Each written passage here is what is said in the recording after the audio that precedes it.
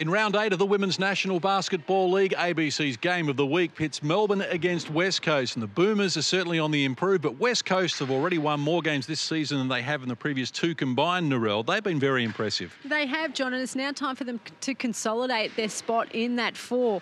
Whereas Melbourne, they're just outside that 4 position and they need to continue to win some games. And Lindsay Moore's been in outstanding form for the West Coast Waves, their new recruit. She's hit a game winner, which we saw on ABC TV earlier this season.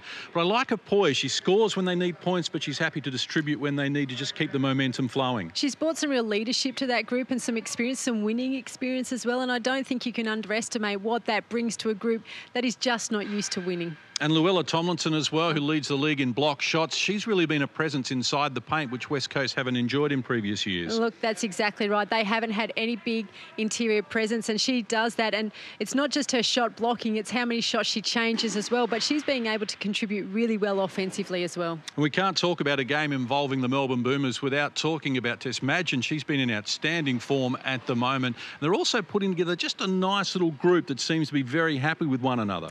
Well, look, they're a very unselfish team. They're well coached by Coach Guy Malloy, and they've got good talent. They haven't got probably that legitimate big that the West Coast Waves have got, but they are very even across the board. And when you've got Rebecca Allen and Tess Madgen there, you're always a chance. And Natalie Burton, who played with West Coast last season, now playing in Melbourne, perhaps hasn't played as well as some of us thought she may have.